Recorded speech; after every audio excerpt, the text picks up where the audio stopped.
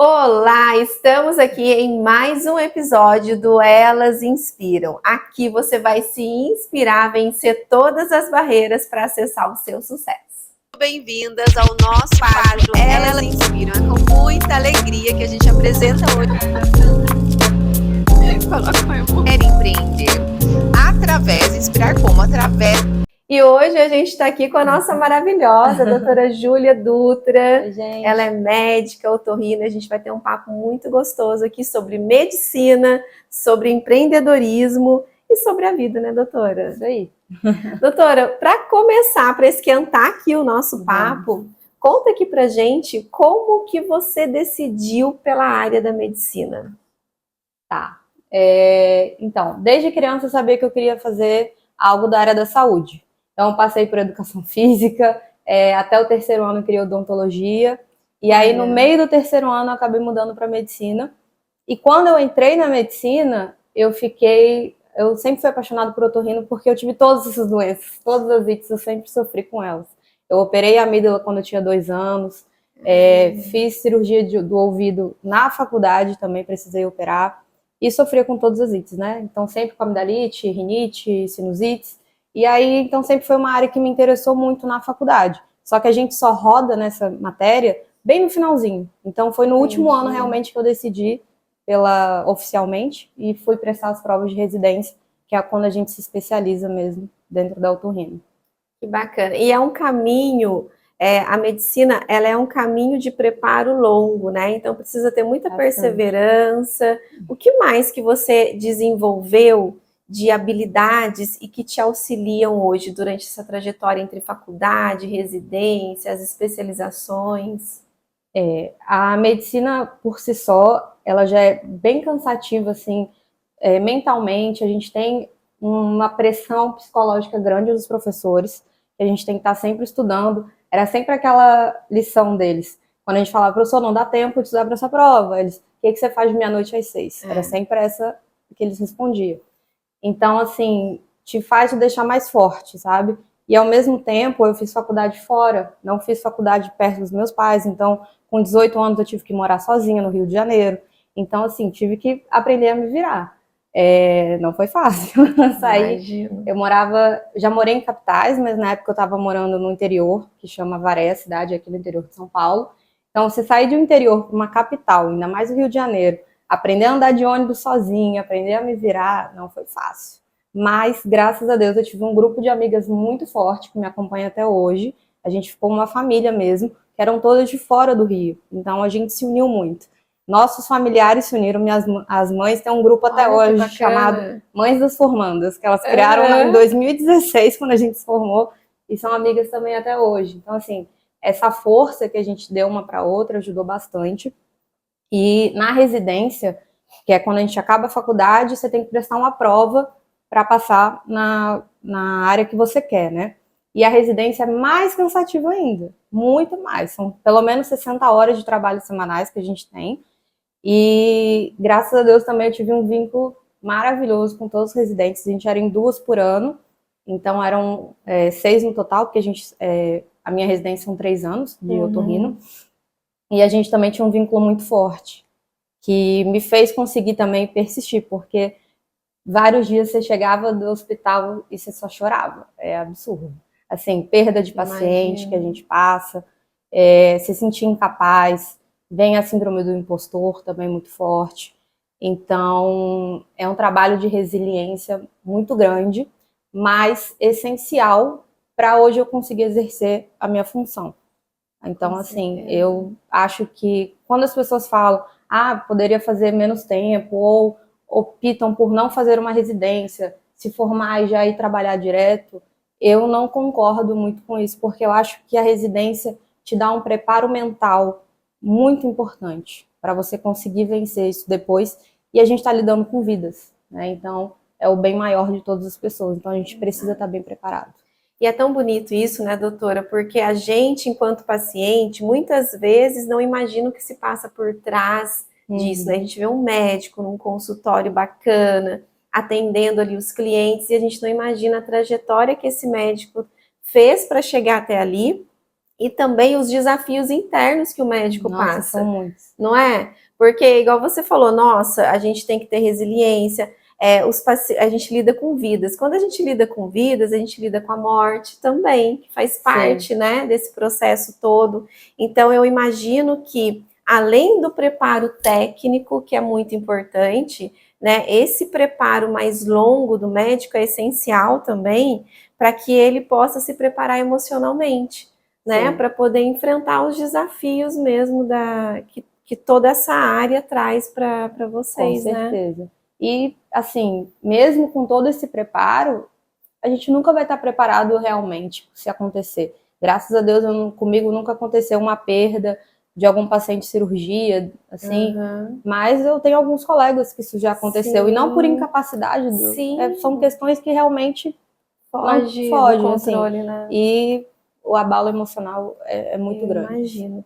E assim, doutora, uma coisa que a gente estava até conversando aqui nos bastidores antes de começar a gravação é essa relação, né, dos médicos com o empreendedorismo, né? E aí você estava falando de todas as competências, né, que você foi desenvolvendo, emocionais até para lidar, e eu aqui na cabeça de empreendedora já estava imaginando, né, que você usa tudo isso também na hora de olhar para o seu consultório, para a sua vida como empresária. E muitas médicas e profissionais da área da saúde, né? A gente tem lá no Elas várias mulheres da área da saúde, não só médicas, enfermeiras, fisioterapeutas, enfim, e que relataram para a gente essa dificuldade de olhar para a carreira para além da medicina como empresária mesmo, olhar para o seu consultório como empreendedora, como empresária. Como que é isso para você? Como que foi essa virada de chave? Conta um pouquinho para inspirar as nossas mulheres aí. A medicina, a gente fala que é como se fosse uma bolha. Então, a gente fica realmente nessa bolha por muitos anos, tá?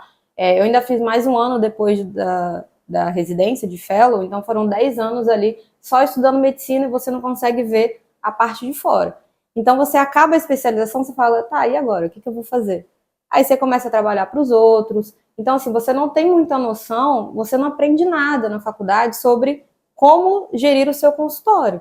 Então, você aprende a como ser empregado dos outros. E aí, quando eu resolvi mudar para Lorena, eu falei, não, eu quero ter o meu consultório, eu quero começar a construir meu nome. E abri meu consultório. Só que eu, ao mesmo tempo, em paralelo, eu trabalhava em outros lugares. E aí, quando eu comecei a ver que aquilo ali eu estava pagando para trabalhar, não fazia o menor sentido. Aí eu comecei a ver que não, o consultório é uma empresa, eu tenho uma secretária, eu tenho uma funcionária, eu estou pagando conta, eu preciso fazer aquilo ali girar. Então eu comecei a fazer um curso de gestão direcionado para consultório particular. Então isso foi a minha mudança de chave. E aí foi quando eu atendia, na época eu atendia um plano de saúde, foi quando eu larguei do plano e falei, não, eu quero gerar uma experiência muito maior para o meu paciente, que hoje, graças a Deus, eu consigo gerar aqui no consultório, que o plano de saúde, infelizmente, ele não me dava esse tempo suficiente para essa consulta para eu gerar essa experiência para o cliente, para o paciente, né? E hoje eu consigo. Então, foi essa virada de chave de enxergar o consultório como realmente uma empresa que ela é e que consegui fazer ele crescer. Hoje eu já consigo montar uma outra sala com exames, colocar uma outra funcionária que vai trabalhar junto comigo aqui. Então, assim, a gente tem que enxergar que a gente, claro, a medicina a gente está para fazer o bem para o paciente, mas tendo uma empresa a gente está fazendo bem para o paciente. E é isso que as pessoas precisam entender. Não adianta eu fazer um atendimento de 10 minutos, 5 minutos e não resolver aquele problema que ele está buscando a resolução, se eu consigo resolver aquilo ali, se ele ficar aqui comigo 45 minutos, 1 hora conversando, e aí sim eu vou escutar o problema dele. E é isso que eu faço aqui no consultório. Muito bacana. E quando você fala dessa relação com o tempo de atendimento, veja se eu entendi bem, até para outras pessoas, de repente tem alguém aí que está trabalhando, né, para outras pessoas e está com esse sonho, porque eu acredito que a maioria das pessoas tem esse sonho, né, de abrir o próprio consultório, o próprio espaço de atendimento. Então, essa relação de tempo do paciente ali no atendimento, ela se dá quando você enxerga o seu consultório como uma empresa, consegue cobrar mais por essa consulta, né? Porque quando você está começando e vai pelo plano de saúde, você tem que atender rápido, porque você vai pelo número de pessoas que você atende, pela quantidade, né? E aí, quando você começa a administrar o seu próprio negócio, você consegue trazer mais qualidade, porque você consegue cobrar um valor maior. Isso. E muitas vezes o paciente, né, doutora, às vezes a gente acha caro, né, nossa, e a gente não pensa em toda a estrutura por trás disso, né? E assim, gente, o conhecimento, ele é caro mesmo, né? E a gente precisa começar a valorizar isso. O conhecimento, ele é caro, né? Muito custa o que muito vale, né? Mas é isso. Então, quanto maior a nossa dedicação, a gente também precisa enxergar valor no nosso trabalho. E é importante também o paciente ver o que ele perde de não ir num especialista. Porque ele pode estar tendo um diagnóstico errado, ou até pode estar certo, mas assim, ele vai estar gastando às vezes mais medicação com dinheiro que ele não necessitaria. Então tudo isso tem que ser avaliado em uma consulta muito rápida que às vezes não consegue. Ou o paciente passa em diversos especialistas, não estou falando da minha área, mas outra área, por exemplo. E aí cada um vai passando uma medicação e não vê o que ele está tomando num total, e poderia tirar algumas outras. Então isso é importante. Se você tem uma relação maior com o seu médico, você consegue conversar mais, você tem que enxergar o paciente como um todo.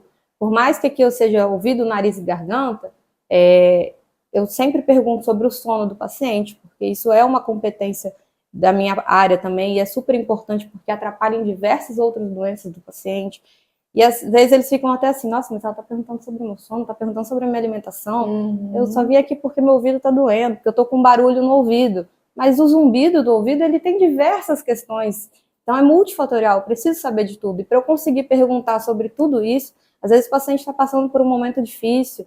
Então, assim, causa mais ansiedade nele, o zumbido vai piorar. Então isso tudo eu preciso saber. O estresse, né, impacta demais em todas as áreas do nosso corpo. Então não é só uma medicação, é você abrir ali e conversar, você criar um vínculo com o paciente.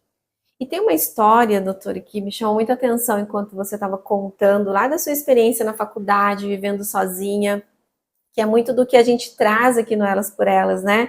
Que é essa vivência em grupos, que é o quanto ter uma rede de apoio, quanto estar entre outras mulheres, num grupo mesmo de apoio, o quanto isso nos ajuda, né, a desenvolver mesmo essa resiliência, né? E dentro dessa área da medicina, como que isso funciona? Você encontra isso na área da medicina, ou você está buscando isso em outros lugares, aqui no Elas também, né? Mas como que é isso para vocês? Não, eu assim, não posso reclamar sobre isso. Conheço muitas pessoas que tiveram dificuldades, ainda tem, mas assim, todos os lugares que eu trabalhei, eu tive uma equipe muito, assim, que me acolheu de verdade, que eu tenho um vínculo até hoje, amizades mesmo. E esse grupo, esse curso que eu falei que eu entrei de gestão de consultório, dentro dele eu consegui criar um outro grupo de ambiência também, que são pessoas que eu não conhecia na vida.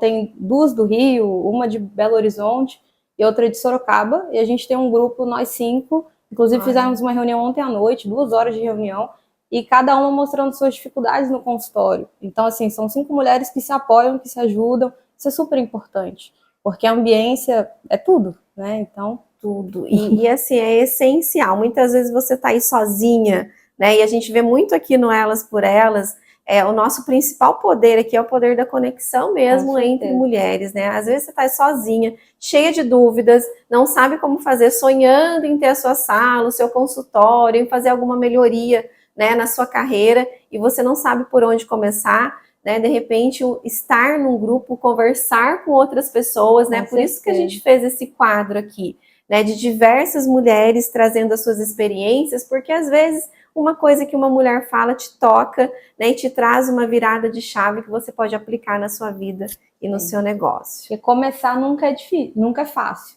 Mas se você tem alguém do seu lado ali te apoiando, te ajudando, ou falando, olha, eu errei naquilo ali, você poderia não passar por esse obstáculo. Então, assim, fica muito mais fácil a caminhada. Então, é importante você estar sempre com pessoas que você almeja estar no lugar, vamos dizer assim. Não é inveja, você está querendo, você tem um sonho. Então, se você convive com pessoas que estão num patamar onde você sonha em estar também, é muito mais fácil de você alcançar. Com certeza. E doutora, para a gente encerrar o nosso papo aqui, eu queria que você deixasse uma mensagem, principalmente para as mulheres da área da saúde, né? Que tem esse sonho de ter um consultório bonito, de poder proporcionar para o seu paciente esse atendimento que você falou que faz aqui para os seus pacientes, né? E aí depois eu quero que você conte onde fica a sua clínica, deixe o endereço, o seu Instagram aqui pra gente, mas eu quero que você deixe uma mensagem mesmo, né? Por onde essas mulheres começam, né? Como que elas fazem para ter essa motivação para construir algo assim como você fez? Tá. Eu falo que a gente precisa parar um pouco desse modus operandi, que a gente acaba, quando a gente se forma, se você começar a entrar naquela bola, naquela corrida de ratos, né, de você tá sempre correndo atrás de plantão, ou você não consegue parar para pensar onde sua vida está indo. Senta um pouco, escreve quais são suas metas. Onde você se vê daqui a 5 anos, por exemplo? Onde você se vê daqui a 2 anos? Então você precisa parar um pouco. Se a pessoa só trabalha, ela não consegue ganhar dinheiro, vamos dizer assim. Porque você só vai conseguir olhar para conseguir escalonar o seu negócio, né, melhorar os seus ganhos de uma forma mais fácil, se você conseguir pensar da forma que você está ganhando. Se você ficar sempre rodando, você não vai conseguir. Então, dar uma parada, refletir, diminuir um pouco o seu fluxo de trabalho para você conseguir ganhar mais lá na frente e conseguir ter a medicina que você sempre sonhou. Porque eu acredito que todo mundo, quando entra na faculdade, sabe em conseguir dar o melhor para o seu paciente. E o consultório particular, ele, com certeza, ele é a melhor forma disso para os pacientes. É isso. Quanto mais você prospera, mais você ajuda as pessoas, com né? Certeza, com então, certeza. Não existe prosperidade, não tem como você ajudar as pessoas se você não prosperar. Isso que a doutora falou parece contraintuitivo, né? Menos trabalho para que você possa fazer mais dinheiro, ajudar mais pessoas, mas é exatamente isso, né? Para que você tenha tempo. Então, qual que é a cabeça de empresária? Muitas vezes você quer atender, lotar a sua agenda, atender milhões de clientes aí, mas na verdade você precisa diminuir para você ter tempo de pensar na sua carreira, de pensar na sua empresa, Exato. Que é o seu consultório. Tem que pensar na jornada do seu paciente, quais pontos você consegue melhorar, será que você está conseguindo, a sua secretária, por exemplo, está fazendo um bom atendimento, você tem que ter tempo para você treinar ela tem que estar tem que ser alinhada com a forma que você atende o seu paciente. Então tudo isso tem que ser analisado, então por isso a gente está trabalhando muito, a gente não consegue ver esses microfocos que são obstáculos no crescimento do seu negócio.